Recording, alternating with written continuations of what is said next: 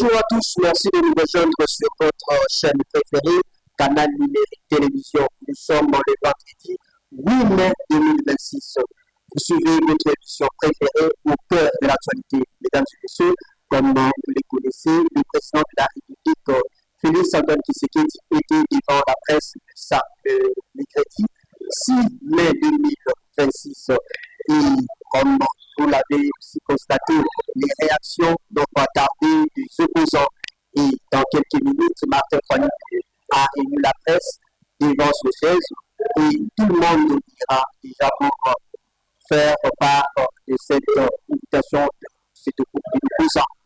Au cœur de l'actualité, c'est aussi les réactions de gauche à droite presque de tous les opposants dont je parlais, Martin et aussi de Délicie Sanga. Il y a Jean-Marc Aboud qui dresse déjà un tableau sombre pour cette journée de la conférence de presse du président de la République.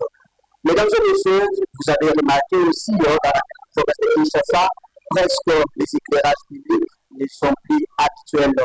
Et la nouvelle société civile était en conférence de presse avec Jonas Tembela. Au cœur de l'actualité, aujourd'hui, reçoit M. Célestin Kibambe, il est analyste politique et ancien président du Conseil provincial de la jeunesse du Haut-Lomami. Avec lui, on va débattre sur l'actualité en République démocratique du Congo. Je dis déjà bonjour, merci à tout le monde qui nous suit, à Maloukou, Lima, je vois déjà Gloire Maoko, Chérès Maoko, Amdalema et tous les temps et tous les autres. Nous sommes ensemble. Vous avez les numéros, écrivez-nous. Oui, on a reçu des messages des amis qui peuvent passer. Écrivez et on va analyser avec les autres, avec toute l'équipe. Vous allez pouvoir rejoindre le plateau qui est au cœur de l'actualité. Canal Numérique Télévision, au cœur de vos émotions et encore plus près de vous. Célestin Kibambe, le président de la République, s'est exprimé le mercredi 6 mai lors de la conférence de presse devant les professionnels des médias nationaux et internationaux. D'abord, votre devis. Le président de la République s'est exprimé clairement face à la presse. Il a fait voir que à ces jours, les élections dans les délais constitutionnels sont impossibles parce qu'il estime qu'une partie du pays est prise en otage par la version rwandaise, alors qu'il estime bien que le moyen soit là, que face à cette situation, qu'il soit impossible qu'on organise les élections dans le délai. Et au-delà de ça, il a fait voir que les démarches sont en train d'être de plus en plus très motivantes, de manière à terminer définitivement avec la guerre qui sévit depuis maintenant plus de 30 ans à l'est de notre pays.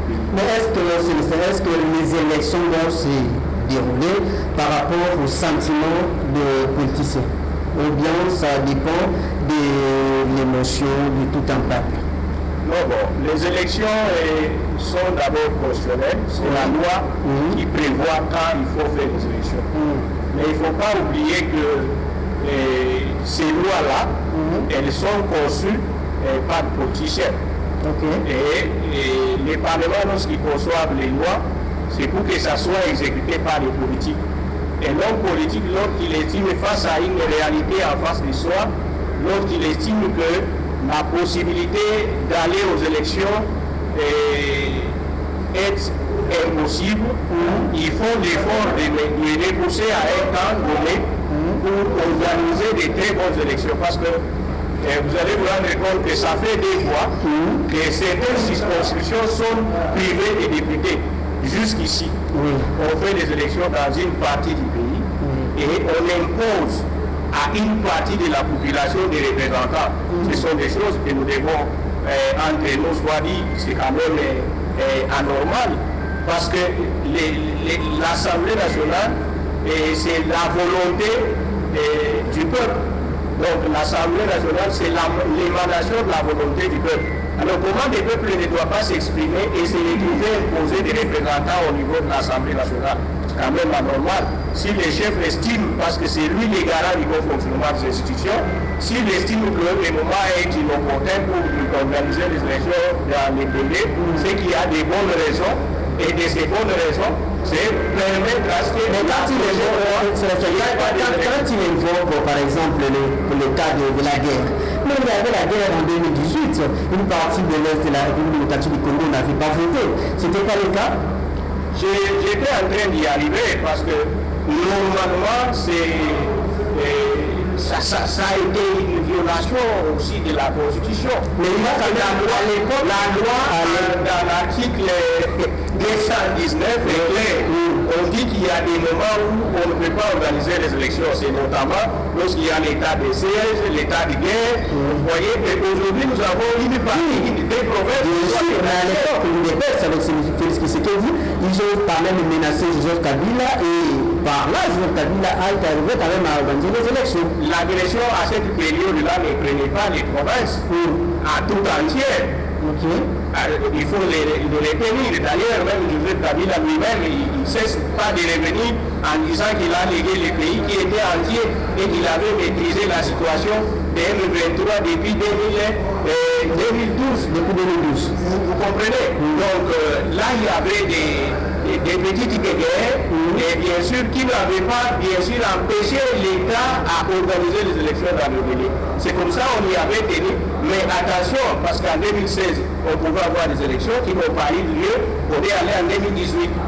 Donc, je ne trouve pas aussi cette question-là devenir en contradiction de la Constitution dès lors que les garants du bon fonctionnement des institutions estiment, parce qu'il faut le savoir, le président de la République, c'est la personne la mieux informée de nous tous. La mieux informée de nous tous. La mieux. Mais vous savez, il y a des motivations lors de la conférence, il a souligné quelque part qui s'est trompé lorsqu'il a parlé de mots d'escarmouche. Non, écoutez, la moindre escarmouche, moi souvent je reviens sur ça. Oui. C'est parmi les choses. Il a dit on l'a menti, non? Non, c'est parmi les on l'a pas menti. C'est parmi les choses qui font que moi je suis de ceux qui estiment qu'il faut vraiment revoir notre constitution. Pourquoi revoir notre constitution? Pourquoi je le dis? Parce que quand il dit à la moindre escarmouche, partons du contexte. Le président de la République dit à la moindre escarmouche, on va tirer. Et quand il le dit, il avait confiance à quoi? Il avait confiance à des institutions. Le président de la République est compétent même aujourd'hui, par exemple, de les faire parce qu'il a l'institution parlement qui affiche complet. Mais à la période où les gens sont venus en contradiction avec ce qu'il était en train de dire, c'est qu'ils avaient fait une mauvaise analyse. Le président de la République l'a dit à la veille des élections. Et maintenant, quand les élections arrivent, nous prenons tout un temps pour mettre en place les institutions.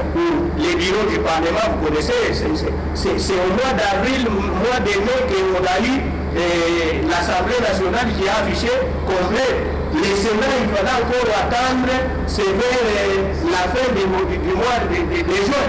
Donc, comprenez que les élections se tiennent en décembre 2023, mais c'est en 2024, au moitié de l'année qui suit, qu'on doit maintenant avoir des institutions qui affichent complète. Non, parce que le président de la République, pour déclarer une guerre, il ne fait pas selon lui. Il doit le faire après consultation, la loi le dit. Mais pourquoi après consultation des deux chambres? Mais pourquoi il a mis en congrès? Mais pourquoi il est allé trop vite à besoin pour dire moins d'escarmouche? Non, il n'était pas allé trop vite en maison, comme vous le répétez. Moi, j'essaie de vous faire voir que le président de la République l'a dit en tenant compte de la présence des institutions. Mais il y a des irrégularités, il y a des imprévus qui arrivent.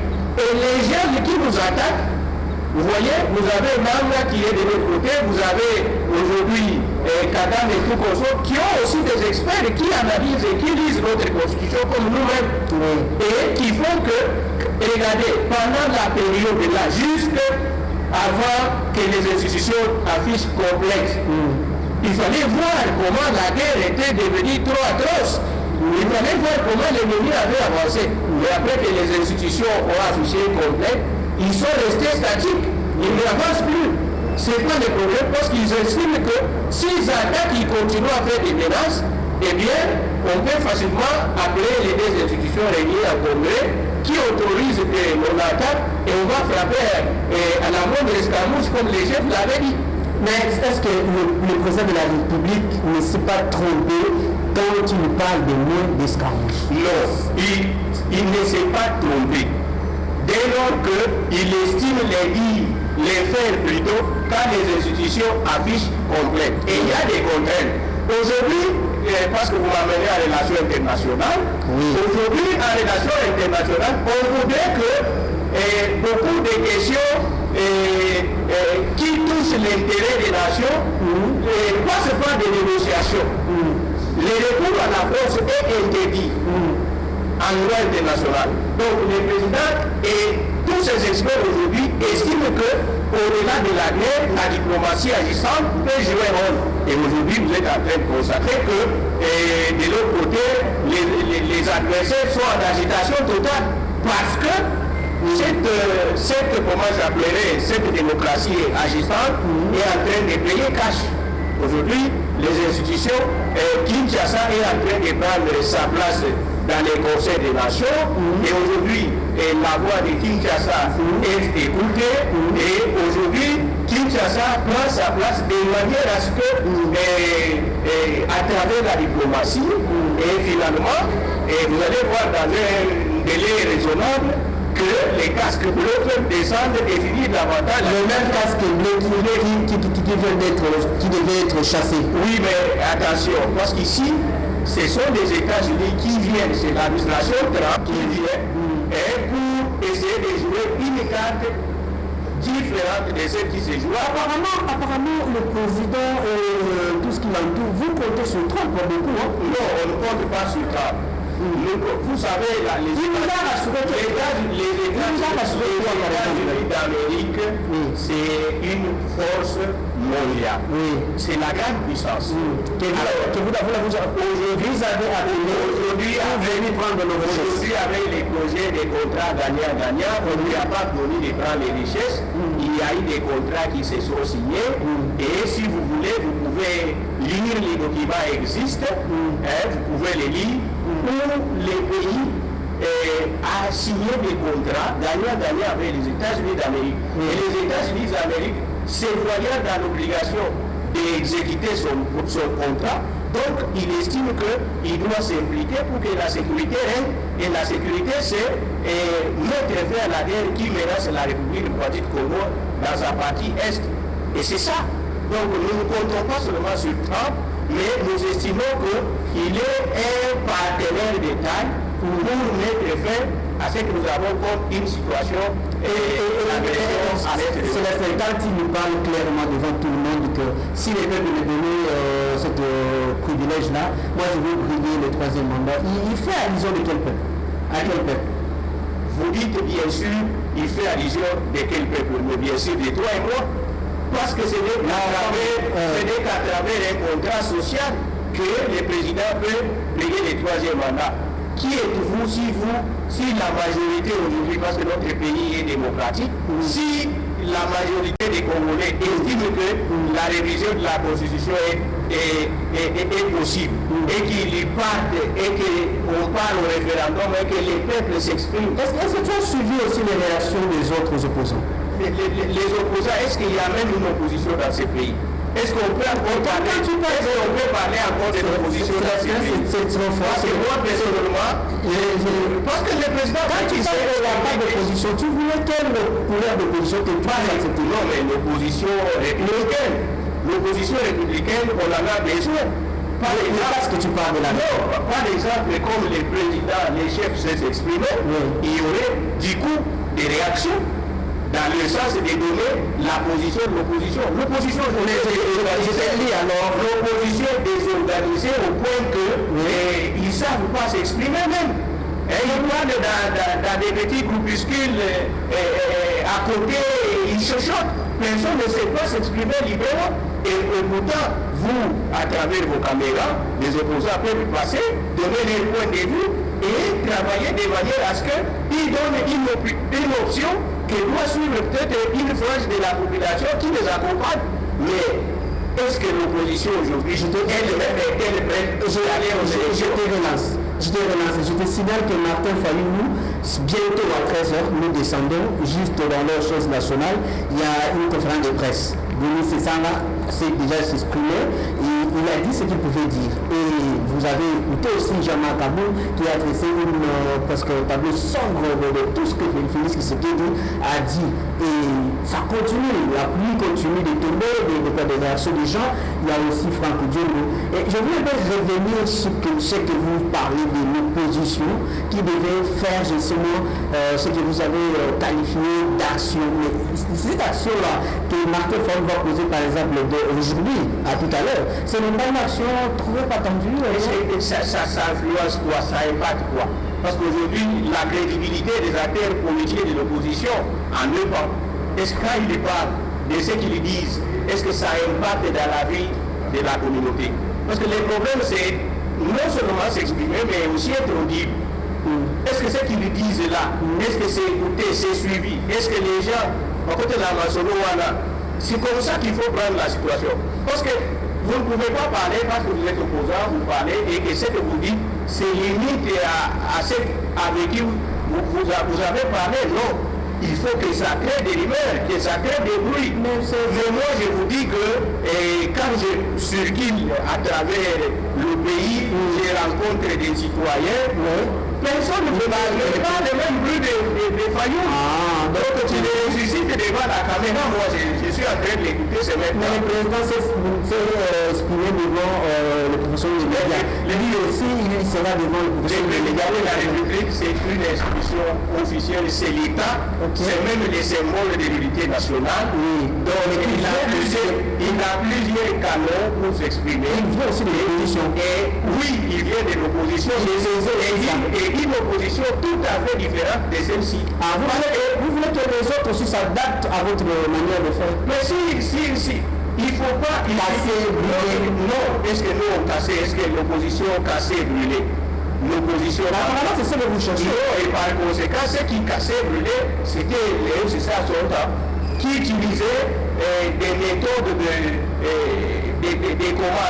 de museler la société civile, l'opposition et même les structures des jeunes. Donc vous ne pouvez pas accuser aujourd'hui le régime qui est beaucoup démocratique, qui travaille de manière à ce que chacun aujourd'hui est libre de s'exprimer. Et vous voulez que l'on adapte la situation à la situation d'hier. Il n'y a que pendant ce régime que nous avons vu Martin Fayou nous manquer quoi dire et passer devant la télé, commencer à danser et la RTNC l'accompagner. Mais donc vous imaginez tout le monde danse, non mais contre de danse à tout le monde. Ce n'est pas mauvais à danser. Lui manquer à dire. C'est à la place de marquer à dire qu'il faut contextualiser la danse des Trump. Trump a dansé quand même. Le président de campagne. Le président de la République devait aussi aller au concert de Fali, c'était clair. C'est tout à fait normal, il peut aller au concert de Fali et puis c'est pendant la fête de danser.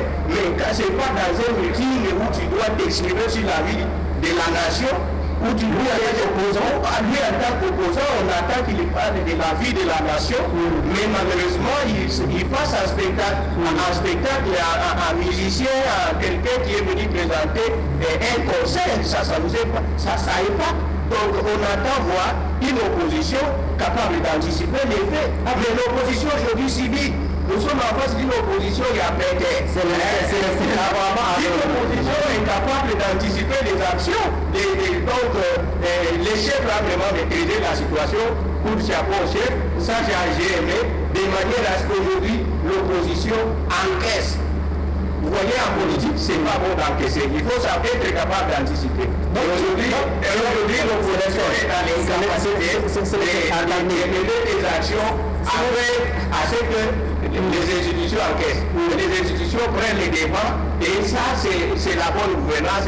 J'ai aimé ça, mais la situation politique au sein de l'Union sacrée est tellement contrôlée de manière à ce qu'on encaisse rien, mais on anticipe les faits. Je vous pose maintenant cette question en tant que chercheur en sciences politiques. Je vous pose plus comme un analyste. Est-ce que vous serez fier de voir Félix Tshisekedi briguer le 3e mandat?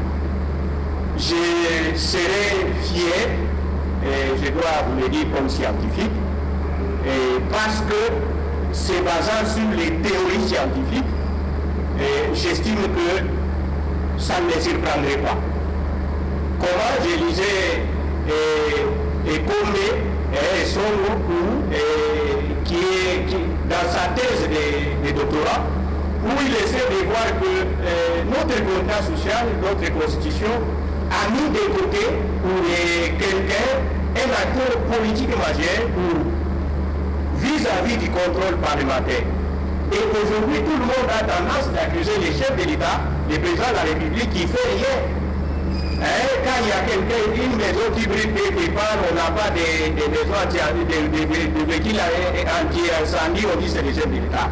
Quand il y a un problème de corona et quelque part, c'est les chefs de l'État. Mais attention, parce que la loi reconnaît que les chefs de l'État est irresponsable vis-à-vis du Parlement.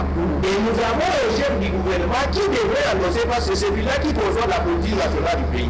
Et attention, c'est à partir de ces moments-là, de ces débats comme ça, que je me dis, est-ce que nous ne pouvons pas, nous, comme citoyens, revoir notre contrat social, et redéfinir notre constitution, lui donner une dimension adaptée à notre situation. Parce que regardez, nous sommes dans un état où, quand vous lisez l'article 198 de la Constitution, il dit non, avant d'entrer l'alinéa 6, avant d'entrer en fonction, les gouverneurs présentent devant les parlements un programme du gouvernement. Dès que le programme est adopté, le gouvernement est investi. Mais vous oubliez que les gouverneurs, après son élection par l'Assemblée, il est investi par le président de la République. Et son investissement par le président de la République lui demande de rentrer en province, faire la remise des reprises, commencer à poser des actions.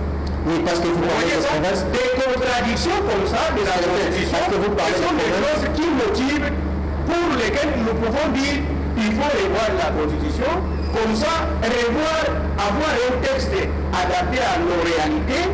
Et si on revoit la Constitution, la conséquence c'est quoi? C'est que le président de la République recommence un mandat, et il va avoir un mandat qui sera qui va être un premier mandat. C'est vous qui a appelé ça troisième mandat. C'est moi qui va appeler ça premier mandat. Ah bon? Mais oui, si le contrat social a changé, si le régime nous passe, nous partons du régime semi-présidentiel vers un régime présidentiel, si nous partons plutôt du système présidentiel vers le système semi-présidentiel vers le système présidentiel, si nous partons du régime, si nous partons de la décentralisation vers le fédéralisme, la forme de l'État change et tout ça, d'abord, la conséquence c'est que nous basculons vers la 4e République. C'est que le président Félix Tshisekedi, ces deux mandats s'arrêtent là-bas, donc c'est fini. Maintenant, il commence un nouveau mandat.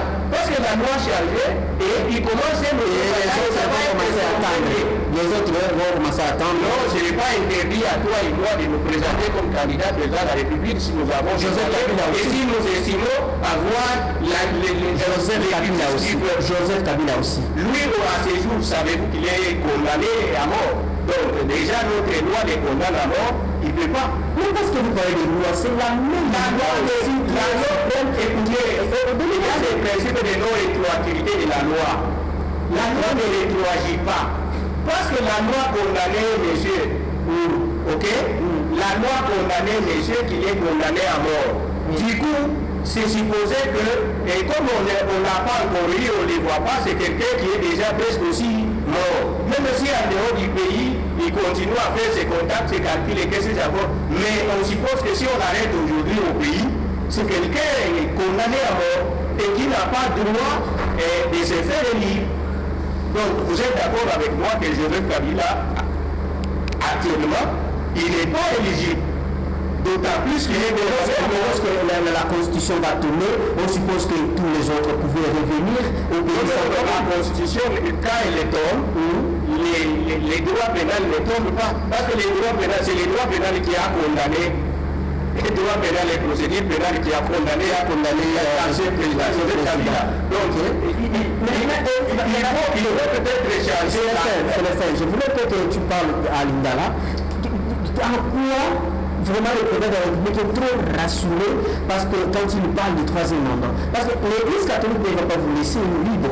Non, l'Église catholique, ce n'est pas un parti politique. Moi-même, je suis chrétien catholique. L'Église catholique a un rôle qu'il joue de socialisation, de pacification, et c'est ça son rôle. Donc l'Église catholique ne va pas s'arrêter pour dire non, nous on refuse que le président fasse un troisième mandat si les chrétiens catholiques, parmi les chrétiens catholiques, il y a ceux-là qui estiment que un mandat de plus au chef de l'État n'est pas un tabou, d'autant plus qu'il maîtrise aujourd'hui la situation de l'Est. Et on voudrait que cette situation-là se termine. C'est la prière de tout un Congolais. Tout Congolais aujourd'hui, on veut qu'on mette fin à la guerre dans l'Est du pays. Oui, d'accord. Parce que vous voulez presque à la fin, et non, parce que vous êtes ancien président du Conseil provincial de la jeunesse du Lomami, la province du Congo. La province du Lomami est aujourd'hui dans l'état critique parce qu'ayant des dirigeants illégitimes et illégaux à la fois. Le gouverneur est illégitime et illégal. Qui est illégitime? Le gouverneur Mansamou Marbo a été régulièrement déchu par l'Assemblée le 11 décembre 2025. Donc, il n'a pas saisi la Cour constitutionnelle, il n'a pas non plus déposé sa démission, mais du coup, on a vu des arrangements politiques qu'il rend. Mais c'est en violation intentionnelle de la loi. Et ça fait de lui un gouverneur illégitime et illégal. Aujourd'hui, il y a des tensions en province, l'Assemblée provinciale ne l'accepte pas.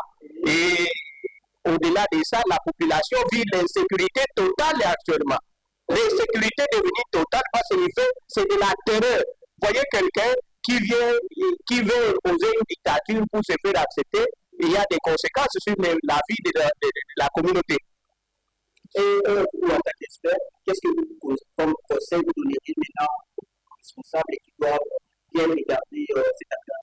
Moi, j'estime que en toute urgence, les vrais peuples de l'intérieur ne devraient pas laisser les gouverneurs marmots en train de diriger parce que les actes qu'ils posent aujourd'hui vont les rattraper demain en tant qu'illégal. Vous voyez? Et il doit rentrer, il doit être rappelé ici parce que c'est déjà fini. Il n'y a aucun mécanisme qui doit les remettre encore en fonction comme gouverneur de province. D'autant plus que la Cour constitutionnelle, où il devrait saisir pour l'interprétation de la procédure qui avait été faite à l'Assemblée, n'a pas été saisie, il ne présente pas la démission. On est dans quoi là? Dans une gêne? Mais non, les pays est géré sur base des lois, des textes de loi, qui ne peuvent pas être aussi facilement piétinés de cette manière-là.